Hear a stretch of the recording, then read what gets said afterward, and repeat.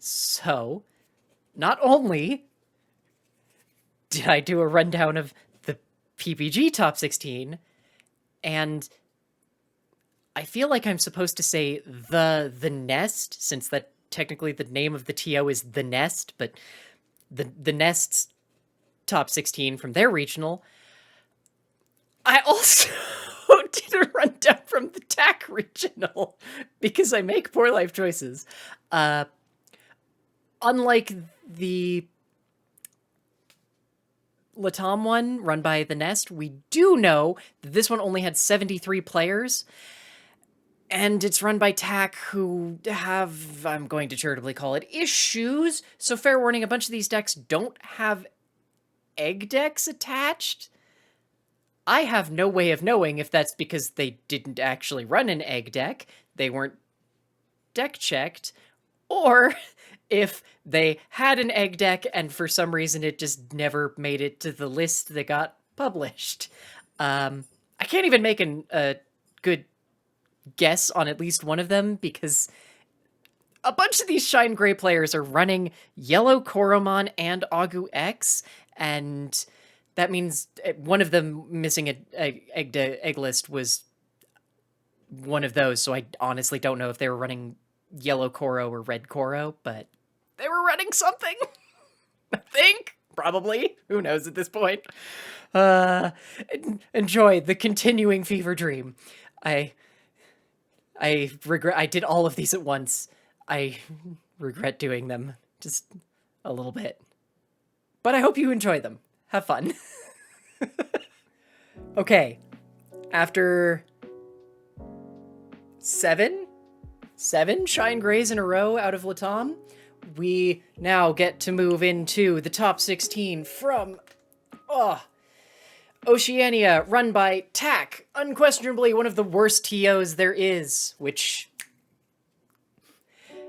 if in case you're wondering, there were only 74 people in the Oceania event, so is that because TAC, or because there's a bunch of island groups that are also grouped into Oceania that don't speak English and are forced to play in English? No way to know for sure, though should remind folks that that's also kind of a fun problem in a couple of other countries where they have to play with Japanese cards but don't speak Japanese. So if you ever see weird deck lists, especially out of Digimon card meta, that's part of why, is because they're forced to play with Japanese cards and don't actually know 100% what they do. Which, yeah. Anyway, we're going into TAC deck lists, which, of course, the first place is a Shine. Hang on, was this the only Shine that won? I already forgot. Latam has dropped out of my brain. No, okay. Shine also won Latam. Once again, it's doing this. Why are they all doing this? Yellow Koromon and Agu X. Please. Why? Why? just why? Okay. Otherwise, the ratios are actually fairly standard. They're clearly... Okay, no, they're not. I don't understand why in North America, we seem to have sort of congealed on 5 level 6s, whereas Oceania and Latam are both 6 level 6s. Otherwise, fairly standard. Only option card that they're running is the Sunrise Buster, which is still unquestionably one of the best option cards. I just don't personally like it that much.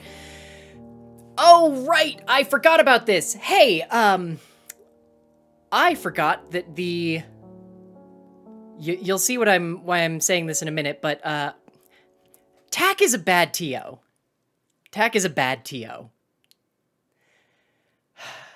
And part of the way that they're bad is that they don't keep track of crap very well. And unfortunately, while this 74-person tournament had content creators attached to it, it was Mario, who does not go out and do the extra steps of getting stuff like deck lists set up. So there are at least 2 lists here that have no eggs. I don't know if it's because they actually ran a no-egg deck, or if they just never got judge called or anything about the fact that, or deck checked, because, yeah. Here, I just realized I forgot to say first place was taken by Aiden Redpath. Sorry about that. Your Shine list just did not stick in my brain long. This is Nicholas Edgley's Shine list, which on paper has no eggs. I'm going to assume that they have Koromon because they've got Agu X, they have Solarmon, and they have Red Memboost. I might be wrong. They might actually be running the yellow Koromon. I don't know. I've given up because apparently no one runs yellow Koro, or red Koro. The one thing that I am deeply confused about is they're running an EX4 Rise. They're running an EX4 Rise Greymon. So, EX4 Rise Greymon, when Digivolving, one of your opponent's Digimon and all of your opponent's security Digimon get minus 4,000 DP for the turn. Inheritable, your turn once per turn. When one of your red or yellow tamers becomes suspended, one of your opponent's Digimon and all of your opponent's security Digimon get minus 4,000 DP for the turn. The idea being that while the first two rises, not first two, but BT13 rise and BT12 rise make it so that if Marcus dies, he goes to security. This stops him from having to go to security because by suspending, you're reducing the DP of the opponent's security Digimon. It's just so... The problem is that the deck likes having Marcus go to security because it's a way to make themselves harder to kill. So I'm not 100% sold on it. I think it's a fine one of, but I think it should be a choice between one of it or one of Ex-Ante. And personally, I would go for the Ex-Ante just because it's still a 7 cost, which means it still gets blocked by Kongyu, while Rise X is an 8, so it can't be stopped by Kongyu. I've seen it also matter in the mirror, but when it mattered in the mirror, it was against me, and it didn't win them the game. All it did was clear something that never would have actually still been a threat. But I can see how in the mirror it might be more useful. But I think one of the big threats is that in the mirror, the problem isn't actually going to be bodies in security. Yes, you're also going to kill some things with the DP reduction, but the problem is never going to be bodies in security. It's almost always going to be options. And, I mean, in this case, there's only the Sunrise Buster, but still. The Reinforcing Memory Boost is a cute tech. I don't have any issue with it. Beyond just paying 6 for it is never pleasant. I like it in theory, in practice, meh. Otherwise, it's fairly straightforward, although they are the only deck that we've seen in all of today running a Death X, which Rise Gray running the Death X is a little confusing, but okay. I mean, I feel like Death X is better against Shine, but sure. Especially if you're expecting to see anything goofy like Hunters. Now that I think about it, too, it is mildly hilarious, if extraordinarily expensive, and you'll never get the reduced cost against Royal Knights, since at the end of the opponent's turn, you just kill whatever Royal Knight they played. But you have no way to get into it consistently, because they don't put out enough bodies to reduce the cost by enough.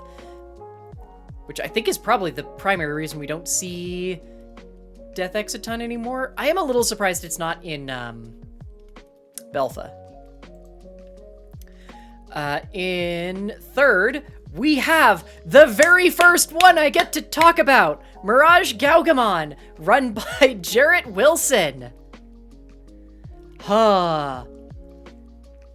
So, fun fact, Mirage Gaomon is probably one of the I'm gonna charitably call it arguably more consistent than Shine Gray, just because it doesn't have to deal with the downsides of being two color. So they've got their BT11 Gaomon, who is an on-play searcher. Perplexingly, he throws stuff to trash that you don't take. Never actually been able to parse why that is. The BT11 Vmon also does a search that the deck can use perfectly fine. Mostly using it for grabbing up tamers. They've got one of the EX4 Gaomon, which is I believe it's when attacking, both players draw one. You know, it's probably concerning that I'm actually excited to talk about... No, sorry, it's 1 of BT13, which is the when attacking, both players draw, and 4 of EX4, which is on play, both players draw one. This also seems to be pretty consistent for their level 4s, is 4 of BT13, 4 of EX4, and then 2 Lana, because they used Lana either as a finisher, because they can evo onto one of their existing tamers, or because they can evo onto a Gaomon, throw another thing underneath it to gain solid, useful inheritables, and gain jamming. Okay, and now we get to the weird stuff. So, this deck frankly, this deck works a lot like All Force, which is to say that it does repeated unsuspensions. That's notable because it does not work the same as All Force, because a bunch of its unsuspensions are once per turn, and therefore can cause some weirdness. Notably, I want to make sure that people are aware that BT13 and I believe BT11, yes, BT13 and BT11 mock Gaogamons, so they're the 2 of their 3 level 5s, have the same inheritable, which is all turns, once per turn. When an effect adds cards to an opponent's hand, unsuspend this Digimon. That is a burnable effect. What I mean by that is it does not check and make sure that it itself is already suspended. So if they don't unsuspend, or sorry, if they are unsuspended and they do something that causes you to draw cards by an effect, not just drawing for evolution or anything like that, then that effect will be burned because it is a once per turn and it does not have any sort of if or secondary check clause.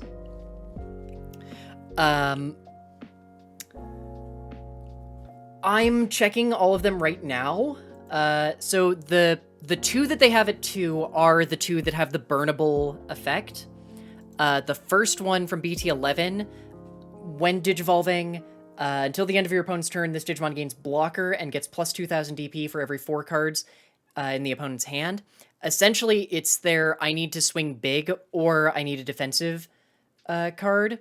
Then BT13 is the if your opponent has 8 or more cards in hand for the turn, this Digimon's attack target can't be switched. Most likely, they're basically seeing both of them as the same card, because they're using BT11 to make it too big for us to want to block, and they're using BT13 as you cannot block or use a redirection effect. EX4 is the one that doesn't always stick in my brain as well. When digivolving, return one of your opponent's level 4 or lower Digimon to the owner's hand. And then this one has the non-burnable inheritable. When attacking, if your opponent has 8 or more cards in hand, unsuspend this Digimon. So they are likely, I obviously can't exactly know what they're thinking, but they're likely thinking that they want that mock Gaogamon more consistently for the unsuspension effect, because you can stack it better with some of the other unsuspension effects that the deck will have that when we get to their level 6s and 7s. Whereas the 11 and 13 mock Gaogamons both will attempt to unsuspend even if the Digimon is already unsuspended, and therefore burn the effect. Then I'm a little surprised to see they're running any BT13 Mirage Gaomon. BT13 Mirage Gaomon has Evade, and when digivolving, return one of your opponent's Tamers to the owner's hand. All turns, once per turn, when an effect adds card to your opponent's hand, you may play one Thomas H. Norsten from your hand without paying its cost. That being one of those cases where, basically, if they go into BT13 Mirage Gaomon on an unsuspended BT11 or BT13 Mock Gaomon, they've burned the effect. Because they'll bounce a Tamer to hand, and therefore ruin it. So that's probably why they're running the other one at a slightly higher number, because they're expecting to swing more aggressively with the first two, especially if they can get enough memory, which in this deck they actually kind of consistently can, to go Lana on a Gaomon, throw a Source Under, gain jamming, go into a Mock Gauga, swing, either for big body or for can't be redirected with jamming, and then usually using, I believe Nikolai lets them unsuspend, and gain a bunch of memory, so they will gain a bunch of memory separate from Nikolai. And then they'd need to go into new Mirage Gauga to unsuspend. Then BT11 Mirage Gauga, which is the one they're running at 4, is when digivolving, return one of your opponent's level 5 or lower Digimon to its owner's hand. And then the really annoying part, if no Digimon were returned by this effect, your opponent adds the top card of their security stack to their hand. All turns, once per turn, when an effect adds cards to your opponent's hand, gain 1 memory for every 4 cards in your opponent's hand. Reminder that Mirage Gauga is the only card that triggers during the opponent's turn. Well, okay, that and BT13 Mirage Gauga, but that is the only one that gains memory during the opponent's turn, which, yeah, it's a lot. Then they're running the Burst Mode, which I hate this card from a judge perspective so much. Okay. Mirage Gaomon Burst Mode. Evos for 5, or you can do the Burst Evolution by bouncing a Thomas to hand to do it for 0. When digivolving, return one of your opponent's Digimon to its owner's hand, then gain 1 memory for every 4 cards in your opponent's hand. When attacking, if your opponent has 9 or more cards in their hand, by returning cards from their hand to the bottom of the owner's deck... If your opponent has 9 or more cards in their hand, by returning random cards from their hand to the bottom of their owner's deck without looking at them until they have only 8 cards left, unsuspend this Digimon. I'm going to charitably describe the judge rulings on this as kind of horseshit, because currently the judge ruling on this is that they pick the cards at random, then they pick the order, and to pick the order, they have to be able to see the cards. So they take them out at random without seeing them, but then put them to the bottom while seeing them. I don't feel like that's actually what this says, but that's what the current rules that we've been given from Bandai say, and I hate it a lot. The card explicitly says don't look at them, but then apparently our explicit rules from Bandai say yes, look at them. I hate it. Notably, that's part of why they are also running the slightly more of the EX4 Mirage Gauga, because they can do swing with this with a Mirage Gauga in sources, do the Mirage Gauga effect to unsuspend, because the Mirage Gauga is not optional, or not Mirage, sorry, Mock Gauga. If an opponent has 8 or more cards in hand, unsuspend this Digimon. So they do that, and because Burst Mode is phrased as, if your opponent has 9 or more cards in their hand by returning random cards, which makes it a cost-based action, so you can choose to not pay the cost. So if you choose to not pay the cost, cool, the attack goes through with the 1 check before, then you can, and you've already unsuspended because of the timing for Mock Gauga is inheritable, then swing again and use this effect to do the weird card shenanigans, and unsuspend it. Because that is one phrase. If there was like a sentence break, it would be different. But because it's, if your opponent has 9 or more cards in their hand, by returning random cards from their hand to the bottom of the owner's deck without looking at them, until they have only 8 cards left, unsuspend this Digimon. It's one phrase, so you can choose to not do it on the first swing, then unsuspend with the Mock Gauga, swing, do this effect, unsuspend, swing again. Then it's using its tamers to do kind of the same things. Nikolai Petrov, start of your main phase, one of your Digimon with Gaomon or Gaugamon in its name gains jamming for the turn. Your turn, when an effect adds cards to your opponent's hand, suspend this tamer to gain 1 memory. Old Thomas, on play, draw 1. Main, if your opponent has 8 or more cards in their hand, you may suspend this tamer to unsuspend one of your Digimon with Gao in its name. So he's another way to get extra unsuspends. It does the L-Force thing, except that instead of playing out more tamers, it's just, do I have enough Thomases to go off? And then new Thomas, BT13. Start of your turn, if you have 2 or fewer memory, set it to 3. Start of your turn, if one of your Digimon with Gaomon or Gaugamon in its name attacks by suspending this tamer, both players draw 1 card from their deck.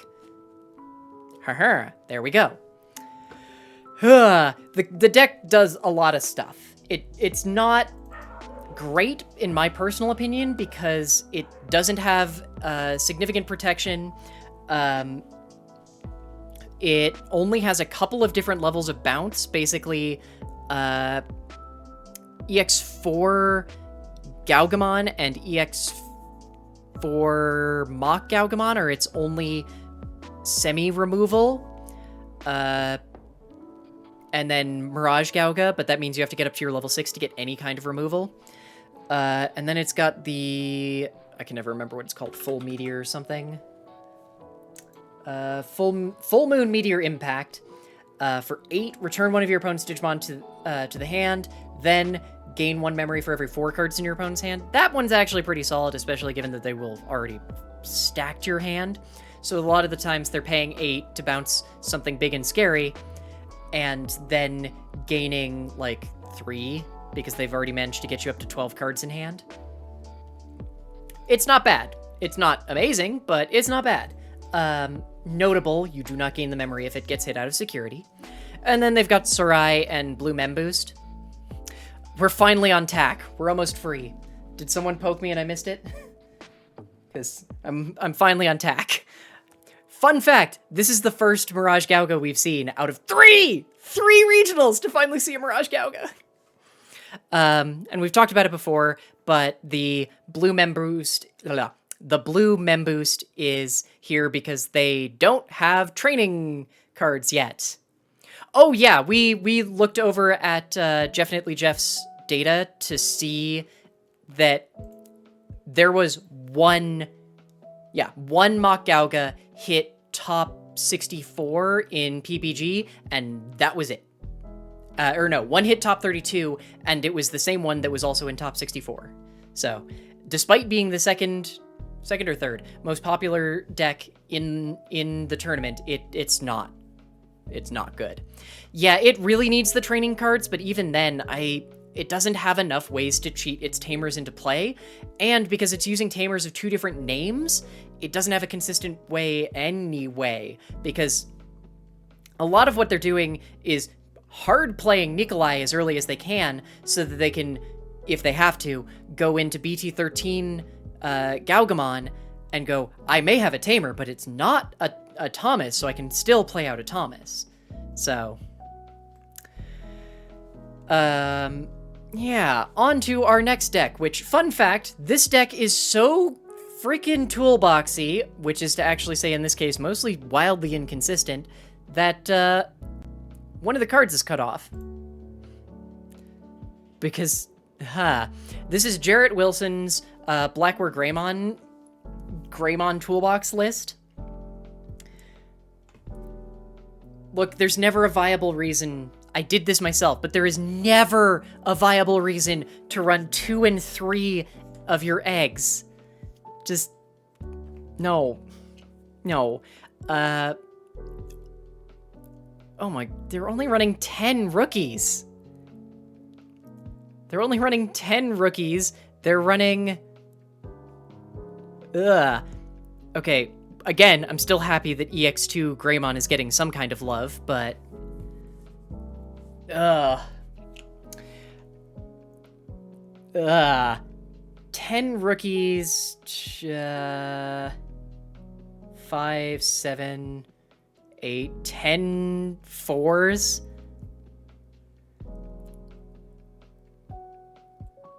Why do you keep making me do this math? 8 fives.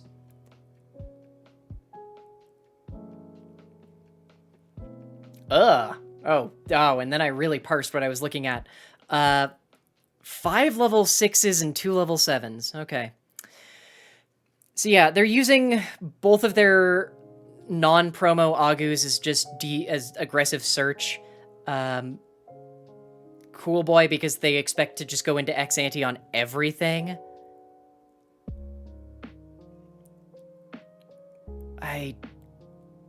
This makes my brain and soul hurt. I do not understand the Wargrey X when you don't have... I mean, I guess they have a Wargrey, but it's not really a Wargrey that I want to put Wargrey X on, but okay. Like, this just feels like they didn't want to just be locked into having Black War, and yes, the cutoff card is ex-ante, which they were running at 3 of. I don't know, I feel like they wanted to run Black War Grey X, or Black War Grey, and just didn't want to run just Black War Grey. Ugh. Yeah, this looks like a pile of cards. Like, I have nothing to say about it beyond this is a freaking pile of cards that...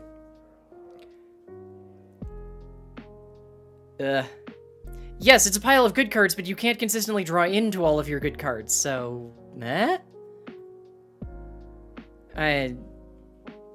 Like, it is just, I am inconsistency.deck, but I'm playing in a field with only 74 other players, so...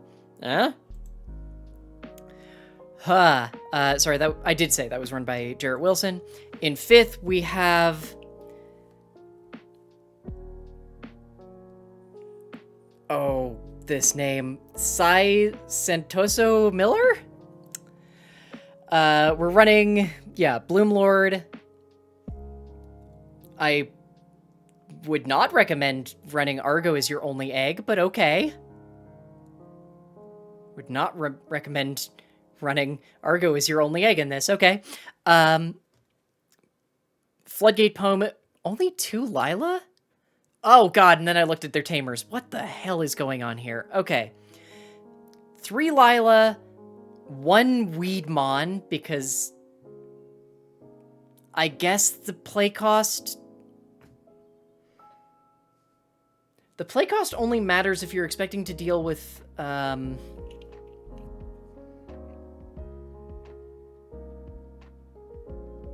black-based deletion, and I actually can't think of any significant black-based deletion right now that cares that much about play cost.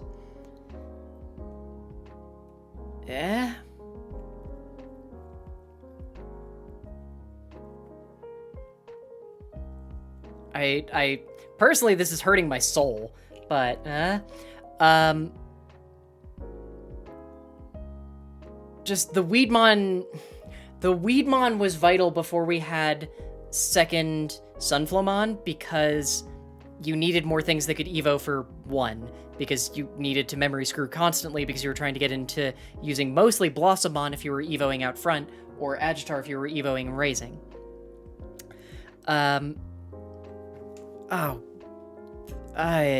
Like, the Lala without Yoshino feels weird,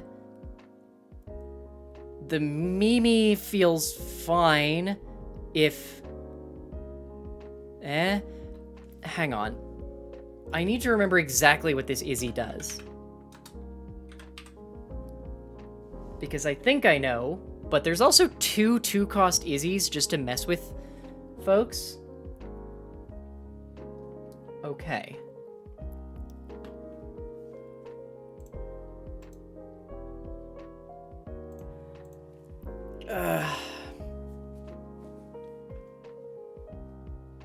So that's the Izzy who, when an opponent's Digimon suspends, you can suspend him to gain 1 memory. During your turn only.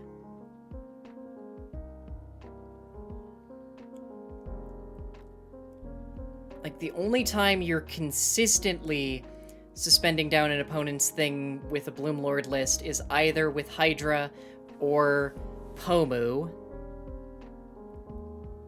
And, oh, I really need to open the office door, because, yeah, it's getting warm in here. Is with Hydra or Pomu. Most of the time, which you're not actually...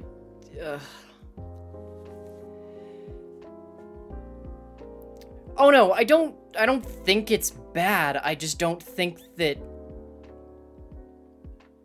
I don't think Mimi is that important anymore. And running Yoshino is just more consistent if you can also grab her from searches and pull her...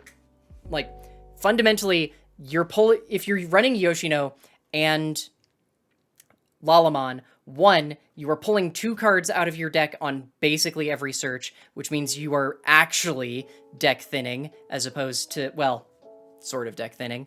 The only thing that you're losing out on is potentially doing extra breeding actions, which can set you up better for the next turn, but I don't think in a significantly meaningful or beneficial way. Like, in a lot of cases, Mimi is it can be used as the same thing, where it's the Blitz Omni or the hybrid for game or the whatever the hell you want to call it. But I think a lot of the time, especially if you are not so all in on running the Agitars, if you are running and taking advantage of the fact that you can play out Yoshino for free with the combination of Lana and... Lalamon and Lilamon, the names, then Yoshino is strictly better because you're not spending 4 to get her out. I think fundamentally they are 2 different styles of play, but I think that Yoshino enables, like, here's where I'm at. Yoshino plus Lala plus Lina. I hate these names. Lalamon and Lilamon functionally do what Izzy is doing better. Because you're deck thinning by using Lala to grab Yoshino. You're using, in addition to whatever the hell else you grab off the search, because given this deck, you should basically never not hit at least 1 target. Then Lilamon to play her out for free. Questionable free, but still. And then, if she's the first tamer that you've got out, between Lina, Sunflow, and Yoshino, you can go into something like Bloom Lord for 0 and gain stupid amounts of memory.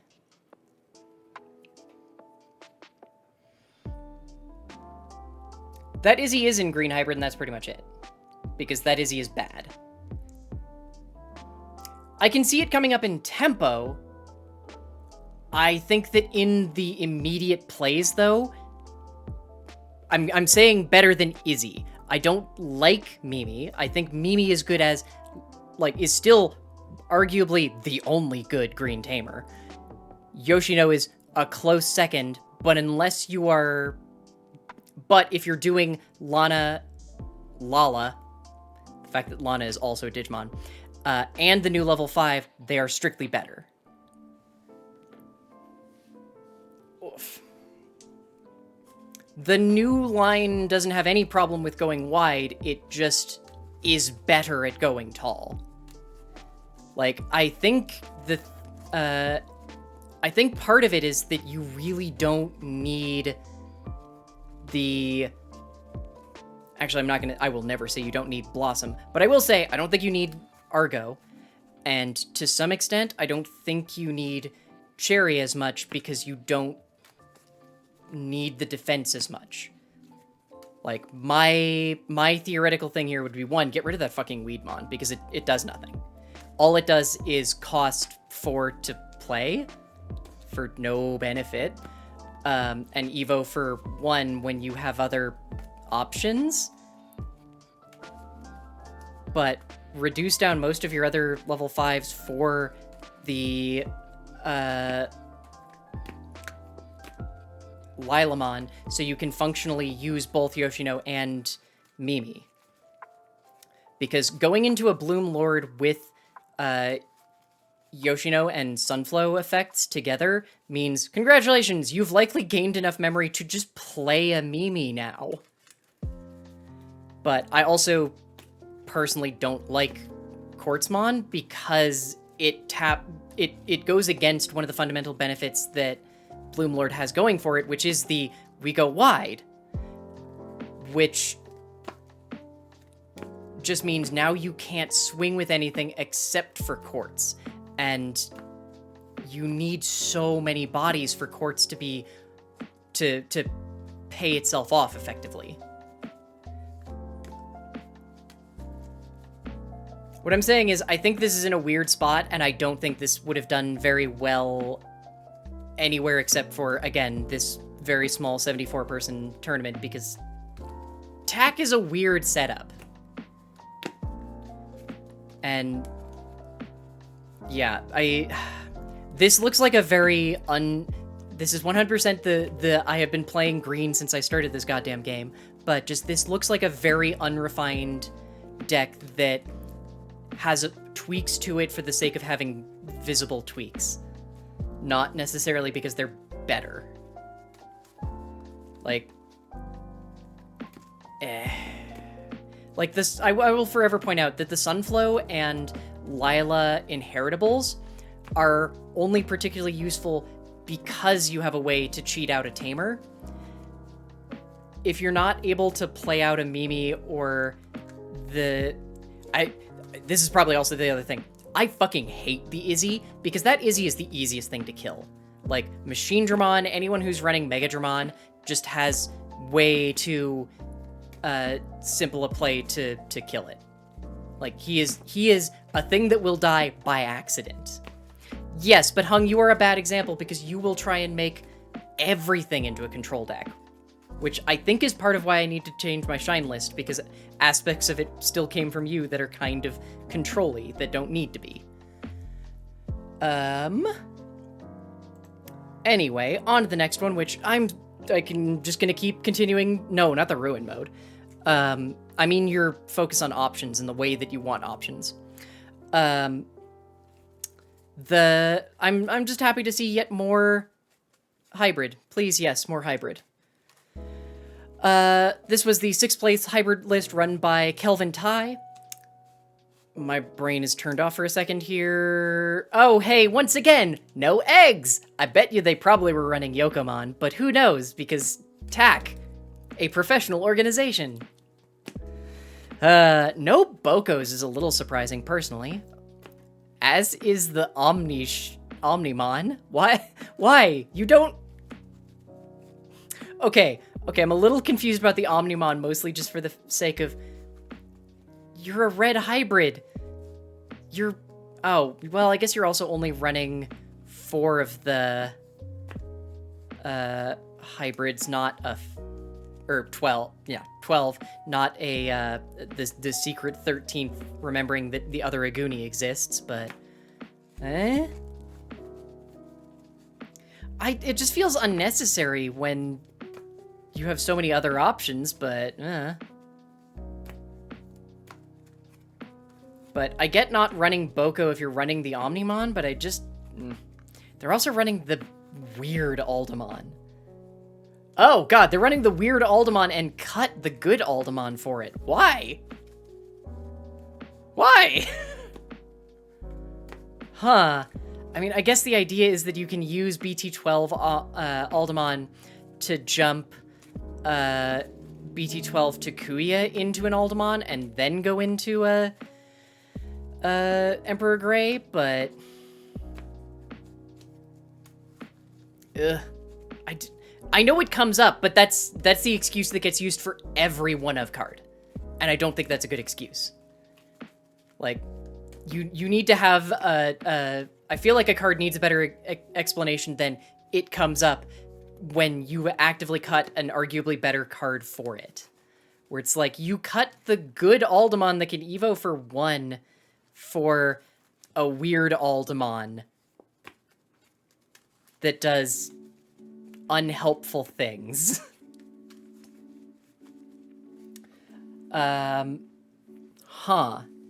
Other than that, it's fairly standard.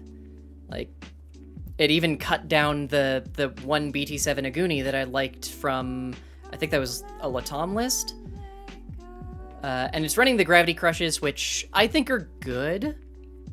No, well, I don't even know what the hell I would call standard, because we've only seen one other list between all 3 regionals, and it was running 2 Boko, 2 Ni, no Omni, no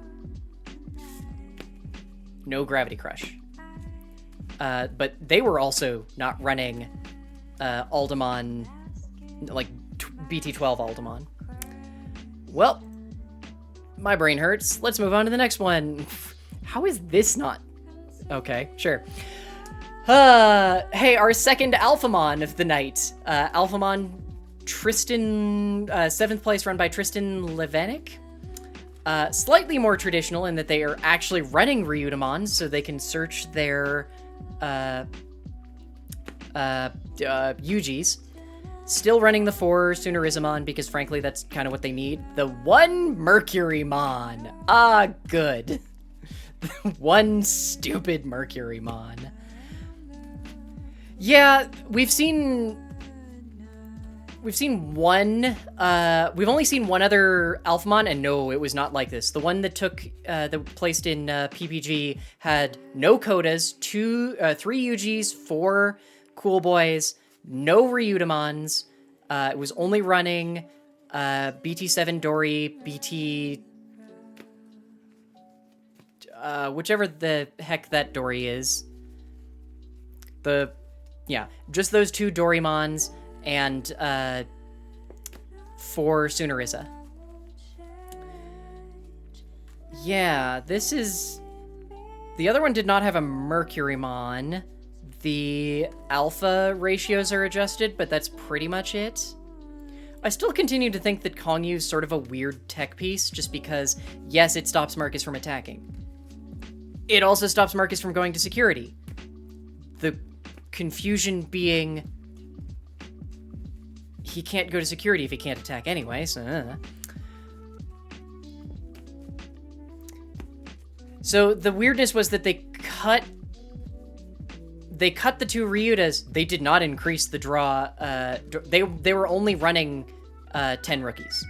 Like, there are so many decks that we've run through today that are only running 10 rookies. Because it was 2 of the draw, 4 Sunariza, 4 BT7 Dory. I think the ratios... Oh, this one's cut a... Well, I guess not technically cut since this happened before PPG, but this one has 1 fewer Darugas for the Mercury. But I'm guessing the Mercury is 1 here just for the we have a hybrid, and 2, the worst case, it has another effect that Grumblemon didn't have going for it, so. Again with the 1 final Zubagon punch, though. Oh, the other one also had X-Antes, and this one does not have... Or it had 1 X-Antibody. This has none. But Still fairly straightforward. It's an Alphamon deck. They're going to try and get many swings for multiple checks and regain a bunch of memory and try and stop themselves from decking out. Oh, I remember. Oh my god, we have 2 Mirage Gaugas in the same list, or in the same thing. This one run by Zach Kachia. Slightly different ratio in that they're not running any of the VMon from BT11, so they've just gone all in on 4s of each of the Gaomons. Oh my goodness, they're running the other Gaugamon, whose effect I don't recall because it's slightly goofy. I think he gains memory? Yes. BT11 1. When attacking once per turn, if your opponent has 8 or more cards in hand, gain 1 memory. That's a weird choice. And yes, they're not running the new Mach Gauga, which is the one that can't be redirected. So they, I guess, weren't anticipating a lot of blockers or weren't anticipating Black or Gray X. It's also running no... Oh, God. Because they have... So, I think what's happening is you're not thinking about the fact that they don't want you to have bodies on board. So, they want to swing with the Mach Gauga that is now swole, so that you block and something dies, and then they can go into Mirage Gaugamon, and you have nothing on board, and then strip trash one of your security. Like, that is unironically almost assuredly why. Because otherwise, the inheritable is exactly the same. Yeah, they've got one more BT13 Mirage, which is an odd choice, but I guess it's another way to try and get Thomas's into play. Because I think, aside from BT13 Gaugamon, which is the only one that plays a Thomas if you don't already have a Thomas, it's the only other thing that gets Tamer, or gets their Tamer into play. Yeah, I know it bounces Tamers, but it only bounces Tamers when digivolving. And you don't... I would argue that you really don't want to bounce Shine's Tamers, but... or at least you don't want to bounce their memory setter, so... But...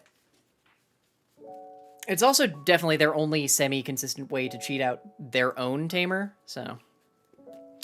but this one has cut the Full Moon Meteor Impact, which I think is probably wrong. Just, it's one of the deck's most consistent removal. I also think that they probably should not have cut the... oh yes, and the Sorai. Like, Sorai... So they're missing Sorai, Lanamon, and Full Meteor Impact. Full Moon Meteor Impact. I think the Lana is probably the biggest hit because it's a consistent way to get jamming on a stack without needing Nikolai. It also lets them cheat extra inheritables under a stack that generally is pretty useful. Like, yeah, it means they can't trigger as many of their Tamers off of it, but Lana's also a Tamer that can, or a hybrid that can go onto one of their Tamers, so. Yeah, I think that they are probably on the right track with the 2 Mach Gaugas they're using, but I think their level 4s are a little screwy. Oh my goodness, we're finally in a Shine Gray list that actually remembered that cards that aren't Agu X exist. You have no idea how happy I am. Philip Liu, 9th place Shine Gray list using the Yellow Koro and Kudamon. Thank you. Only other major change from a lot of the lists we've seen today is the final Shining Burst, which personally I still like, but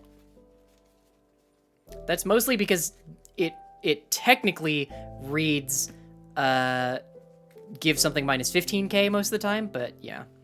Yes, there are 2 ruin modes. That's actually not a unique tech that we've seen today. Final Shining Burst, however, is. Yeah, we have very consistently been seeing 6 level 6s and 3 or 4 level 7s in Oceania and Latam regionals. Otherwise, it's fairly standard. Like, the Kudamon is basically the spiciest thing in it, and the Kudamon be good. Surprising, I hope, no one. I still personally like Bio better, but that's also because I'm very committed to making the red eggs work. In 10th place, we have Max Pay's Bloom Lord, which is kind of closer to what I was talking about when referring to the 7th place list. I still think that... Oh god, the eggs, they're less stupid. Oh, yay. Kokomon, thank you. Look, Argomon only gains you memory if you unsuspend during unsuspend phase. Its memory gain is not great. Unless you... No, it's your turn only. I was about to say, unless you could give it reboot, but... I don't know if Terrier is terribly good, to be honest. One, because it's continuing the history of anti-synergy that this deck runs into, wherein it's not a plant, vegetation, or fairy, so it screws with a bunch of stuff. Then...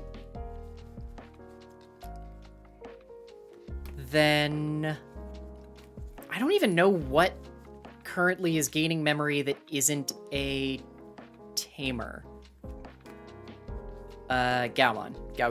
Yeah, the Mirage Gaomon line gains a bunch of memory, but usually from adding stuff to hand by doing stuff like bouncing. So, and it still gains memory off its tamers too, so. Level 4s are fairly standard. It's the 3/4/4. This is a little closer to, like I was saying, with the Lilamons. Why in one meta do we have to deal with Lala, Lila, and Lana? With the Yoshinos, I feel like if you're having more search, you have to worry more about bottom decking things. Personally, I would probably cut like a green mem boost for a Mimi, but even then, because the Linamons will pretty consistently, especially in conjunction with the Pomu and Bloom Lord, I think you'll be able to fairly consistently suspend down. I guess there are only a 2 of EX3 Pomu, but still. Swing over suspended Digimon and punch through them to get the additional security checks. Both from... Actually, no, you wouldn't in that case, because it would go away before the security hit if you swing over it with piercing. Huh. Yeah. I do think Lila definitely has some weird interactions with Bloom Lord. I will forever maintain that I'm on I will accept that I'm on the Rosemon train, and I just need I don't even know what the word is. I'm on the Rosemon train, and I don't like Quartz, and I think that Bloom Lord is fine in Rosemon as a, like, extra finisher, but I don't think it needs it. But this is very clearly, we want to be Bloom Lord, and we want to try out the new tech, so we're using Lila as a way to get our new Tamer out, and as what I'm going to charitably describe as like a pressure valve, which is what I like with Sunflamon, is the new Sunflamon can let you evolve itself or something else into a fairy, which means you can use it to take a level 4 into Lila for less. And I don't think there's anything wrong with that, because the more fairies you have near your top end, the more consistent you'll actually get use out of Sunflamon, which I think is the correct aim.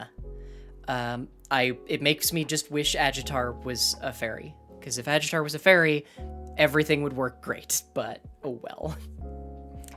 I also like the Grandel Souls because I'll keep reiterating that I think one of the primary issues that Green runs into is its distinct lack of real options, especially out of security, that will stop them from dying. Because yes, if your opponent hits a Quartzmon in security, their Digimon will probably die.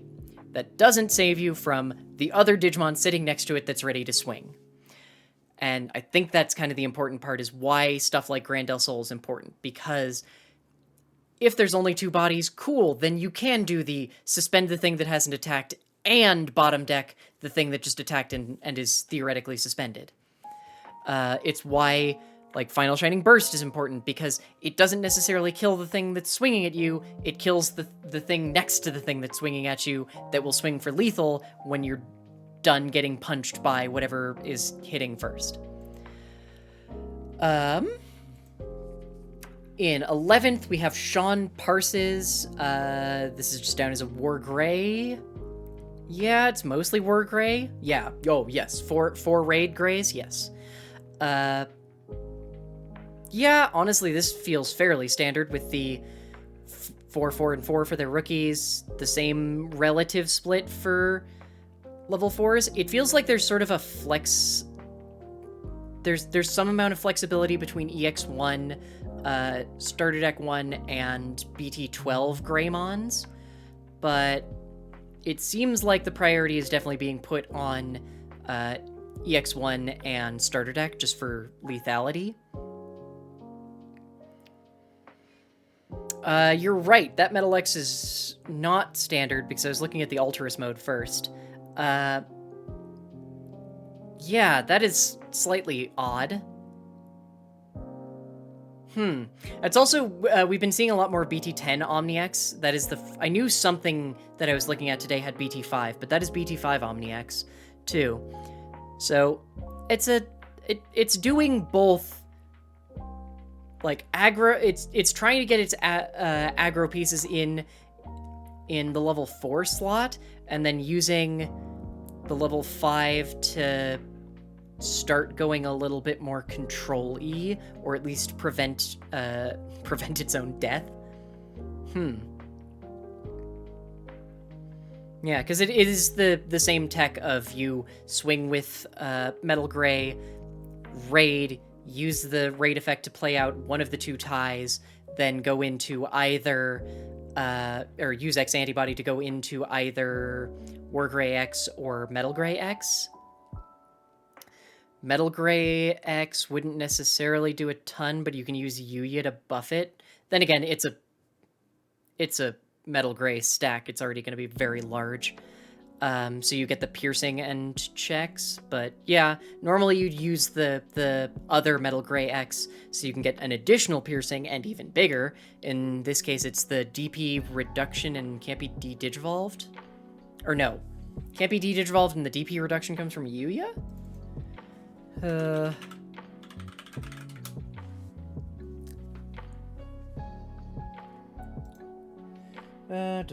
Yes, can't be DP reduced and can't be de-digivolved. Okay, yeah, because Yuya does can't be affected by options and plus 2000 DP.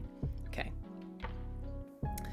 The one Black War Gray feels like a weird choice to me, and not bad, just it's a tech choice.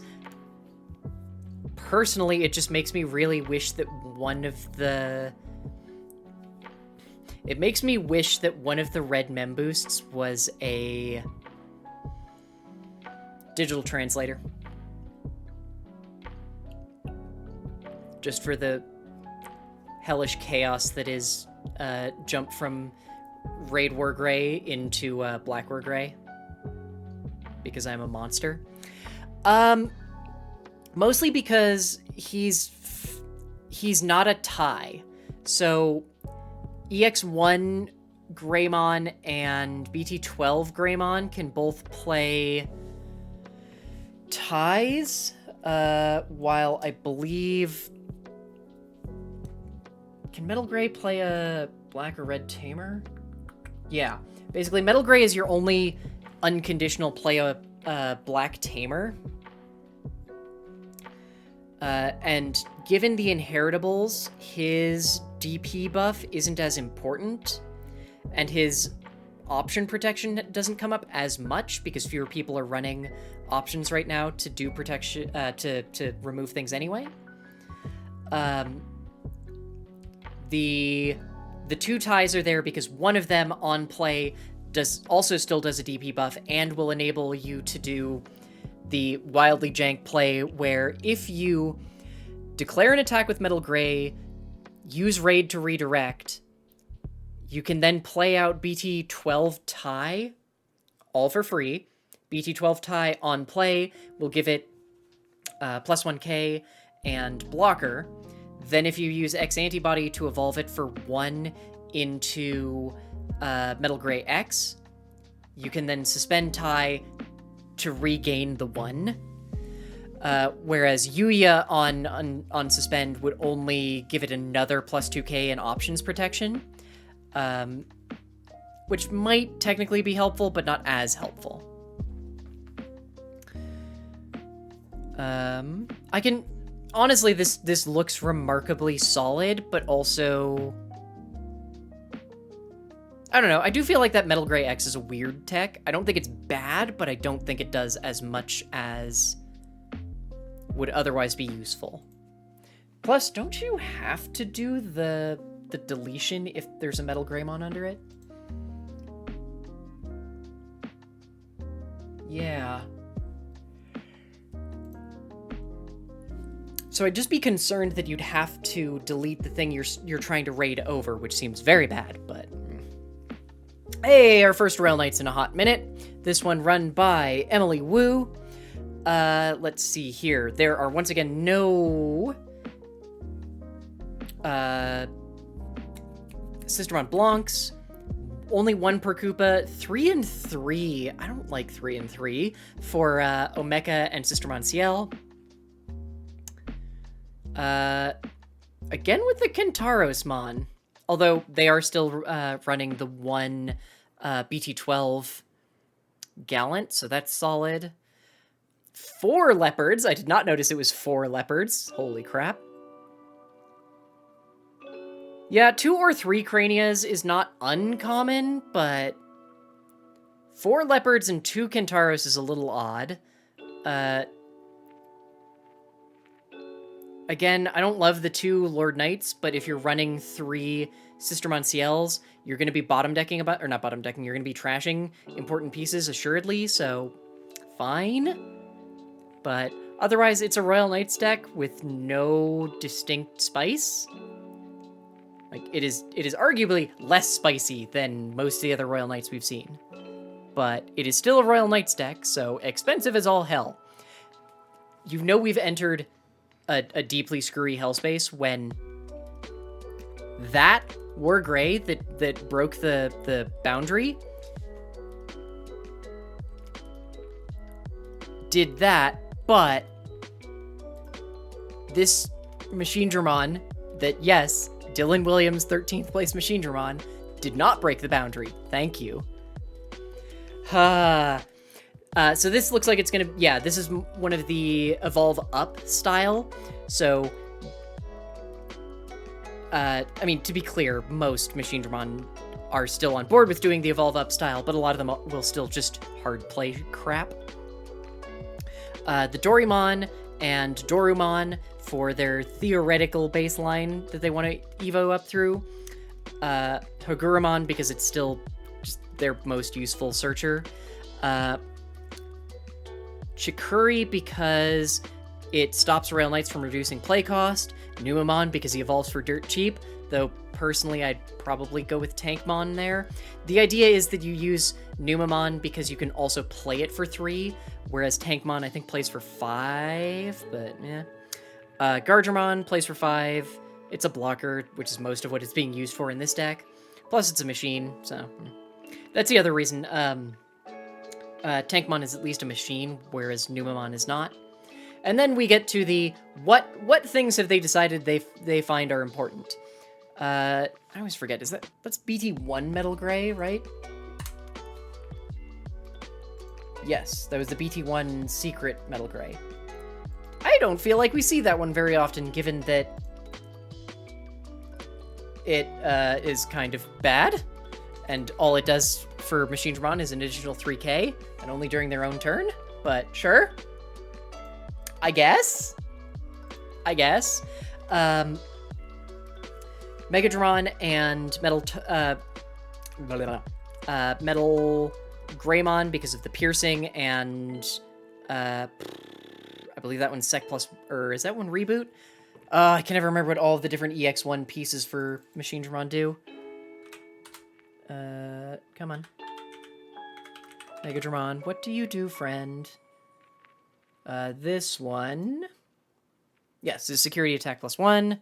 The Metal Tyranno, because again, that whole kill something and trash top of security is really good, except when it gets a little bit screwy against Shine Gray. The other Mega Dramon, or not Mega Dramon, Giga Dramon. They're so similar. Weird note. Very weird note. Why does Machine Dramon still only run that Cyber Dramon? Because they're running EX3 Cyber Dramon. If you have a suspended tamer in play, this Digimon gets plus 2,000, which I get, because the idea is that you suspend a analog man to do the redirection and then make your own Digimon bigger. I guess the other one requires that you have 2 black tamers in play, but I so rarely see a Machine Dramon without 2 black tamers. The one I'm thinking of is EX2 Cyber Dramon. When attacking, once per turn, if you have 2 or more black tamers in play, de-Digivolve one of your opponent's Digimon. I'm just kind of surprised I've never seen it in any of these. The Metal Gray that lets them swing unsuspended. The Mega Dramon that I was mentioning, who just gets to go, ha, you played a 2-cost Izzy, that's cute, and he's dead now. Because on attack, you can blow up a 3 play cost Digimon or Tamer, 3 play cost or less Digimon or Tamer. It's mostly good for killing Cross, but it's also very good for killing random little Goofus Tamers. Yeah, it's a Machine Dramon. Like, they're running 1 or 2 of a bunch of key pieces, and they've returned to needing to focus on EX1 Machine Dramon because the DP reduction, or deep protection from DP reduction, stops them from being killed by Shine. So, yeah. They're running Super Eradication Cannon, which is fine. Like, it's one of those cards that I always have to look up and go, that seems like a lot of words to do not a hell of a lot of effect. Super Eradication Cannon from BT12. 2 cost, while you have a level 6 Digimon with Machine Straits in play, you can use this without meeting its color requirements. Main, choose one of your Digimon with Machine or Cyborg. With the Machine or Cyborg trait, delete that Digimon and one of your opponent's Digimon with DP less than or equal to that Digimon's DP. Basically, you try and blow up your own BT11 Machine Dramon, then get rid of a Analog Man to jump into an EX1 Machine Dramon, and then gain, hopefully, like 5-ish memory. So you've removed 1 threat and replaced a body with a better body. It's a thing. Yeah. And same thing with the Kongyu. However, in this case, I think Kongyu is actually a little bit more useful, just because this deck is much more likely to be swinging into a Marcus that's been turned into a blocker, so that they can try and kill it and send it to not go to security. And we're back. Hi, Rise. Hi. See, again, it's the 6 level 6s and 4 level 7s. I don't know why. It's just outside of NA that is much more common. Otherwise, this is fairly standard 3, 3, 2, 4 for the Agus. Like, it's the same thing where there's always some variation between the EX4 and BT12 Geograys, and that's pretty much it. literally no options that aren't red mem boosts. This was run by Mark Elizar, and took 14th place. Mercifully, though, it's also like the 20-something shine that I've talked about. Oh, son of a butt. So we can move right along to Declan Moore's thing. Okay, this is a deck that I'm going to call Choices Were Made. So,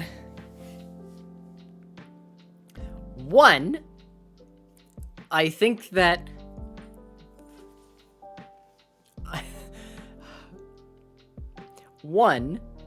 I think that 2 BT2 Shine Greys instead of any BT13 Shine Greys is a mistake.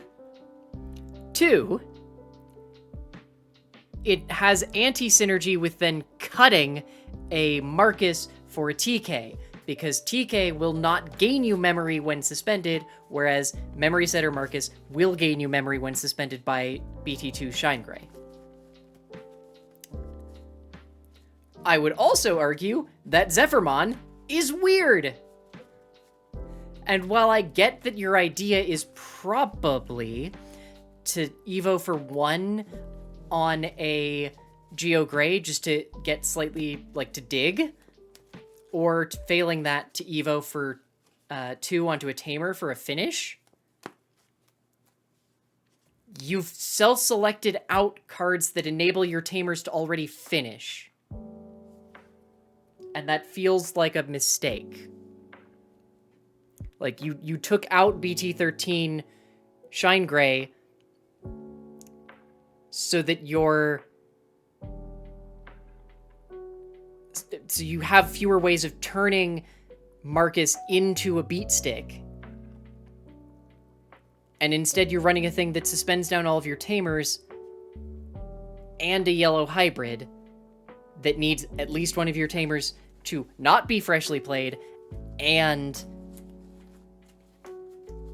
let her Evo onto it to swing.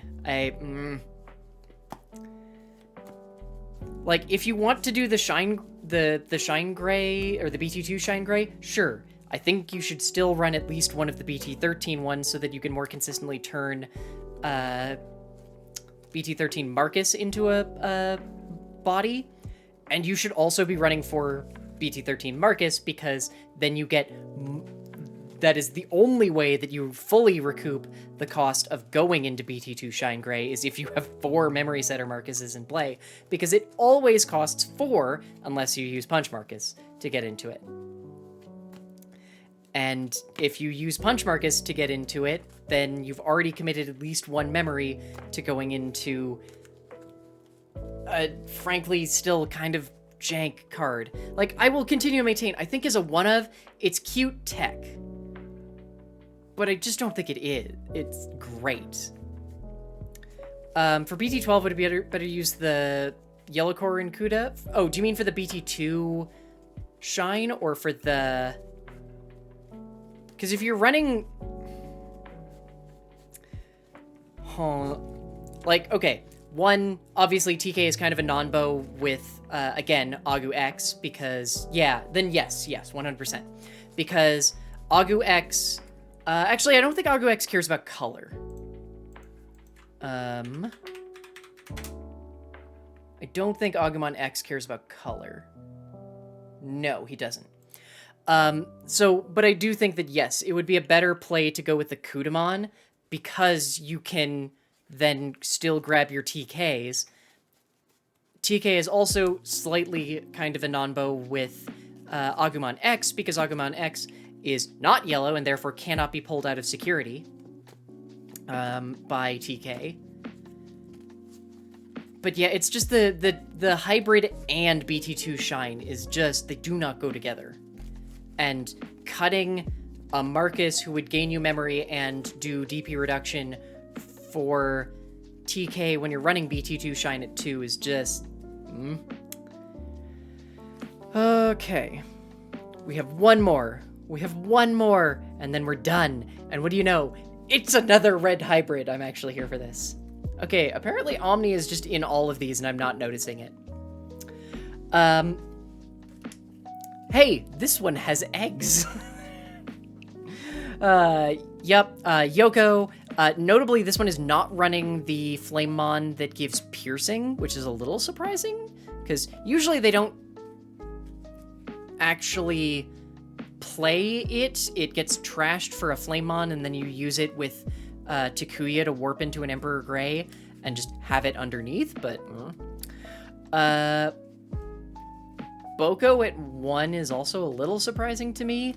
They have the secret 13th... Yeah, they have the secret 13th champion of Geo Grey. I feel like we've seen at least one list that did this already, where it's the... Yeah, it's cute because it does let you go grab a Takuya out of security. And I don't think that's bad. I really don't think that's bad. In this deck, I think you do actually want your Takuyas to be in security and hit out of it more consistently, just because if the opponent doesn't kill you, Takuyas mean I get to go off next turn, but it's still not bad. Closer to, like, we've still got the 4 of the good Aldemon. Yes, I will be calling it the good Aldemon. I'm a little surprised by the ratios on Emperor Greys, because personally I always found that the BT7 one was a little bit more generally useful, but I get it. I'm a little surprised to see no Nemons, but not in a bad way. Like, it seems very straightforward, run by, I know I forgot to say this one, Wesley Sanchez, who took 16th place at this TAC regional. I think this is also the only one that had 4 Atomic Infernos, because a lot of the other ones have only been running 3? Yeah.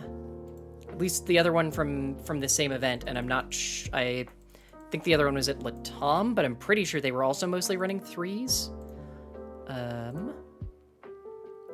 Where are you hiding from me? This one. That was 3... Is there only 1 red hybrid in this? Oh, right, because it was so many shines, yeah. Yes, looks like 3 was sort of the consensus, but this is the only one that's been running 4. But I don't hate it. I feel a little bit bad that this nice, clean list that I'm like, yes, I like it, took 16th, but I find red hybrid has a very wildly inconsistent game because it does have the fundamental issue of we need all of our pieces, we need to swing with all of our pieces, and in a lot of cases, we then need them to die. And they have a bad habit of either dying at the wrong time or not dying. And the person controlling it has to go, how do I fix this? I needed you to die so I could play this Takuya back out and have a memory setter, but now you're not dead. No. So it feels like red hybrid is in a slightly goofy spot, but in general, I'm here for this. Okay, I have been going for 5.5 hours, which means I am done because I need to edit like all 3 of these and record pre and post things for them, and I need to do deck profiles. I am not going to be seeing the light of day tomorrow. Crap. I just remembered that my lovely partner signed me up for stuff tomorrow, so, probably gonna be very busy today and the rest of today and tomorrow. Yeah. Oops. Oop, wrong button. That one. Okay, please tell me you went to the right one. Good. Thank you all so very much for joining me for this 5.5 hour fever dream. Huh?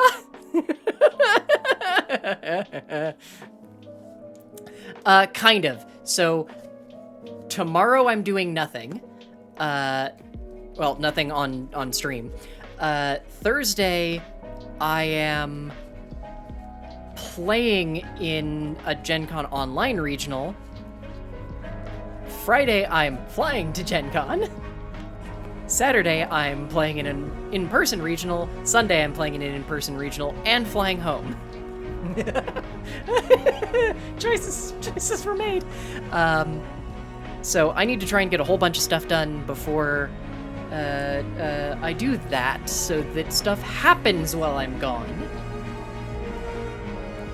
Yeah. I really need to try and get these out, but I don't want to put them out too early because I might not get the written content part done with them. So we'll see. We'll see. Okay. No, some of these are not choices I made. Some of these are choices that other people forced upon me, or in one case, lovely partners surprising me with wanting to do nail stuff, which is going to take a while tomorrow. So I have to start working early tomorrow, basically. Thank you all so very much. As a reminder, this stream is brought to you by you because you're raising support here on Twitch, though reminder that almost every content creator makes way more if you support them anywhere else besides Twitch. This is especially brought to you by April, Fragile Paper, Pinball Witch, Yalc, and Pimento for supporting over on patreon.com/layeroflore and coffee.com/layeroflore. You can find all of the places that I can be found over at beacons.ai/layeroflore and or layeroflore.com, including the Discord, Twitter. I need to add Blue Sky to those. Website. Yeah, okay, there's so many that at this point I kind of give up. Also YouTube. No, Radioactive, no, I've been going for 5 hours. I need to escape. I'm leaving. Why? What are you doing? I need to leave. I've been doing so much. Why? What hellish thing has happened, or did you do? I have been talking about card games for 5.5 hours.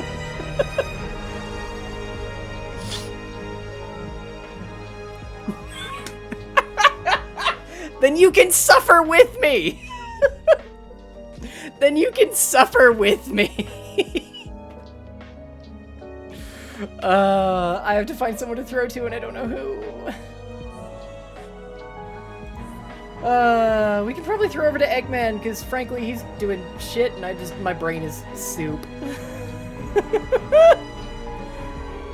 I'm thinking of running 4 different decks at 3 different regionals. It won't even be Shine Mirror.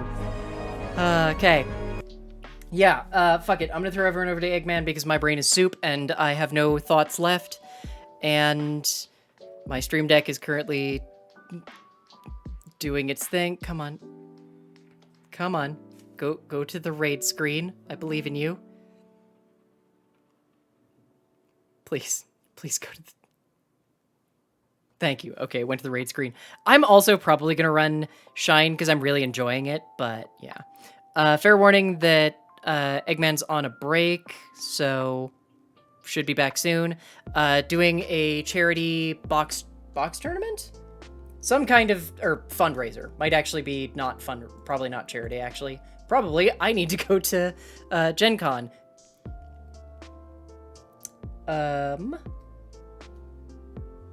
I think? I can't fucking tell, but whatever. Sure, I just don't want to think anymore. Have a great night all. Bye.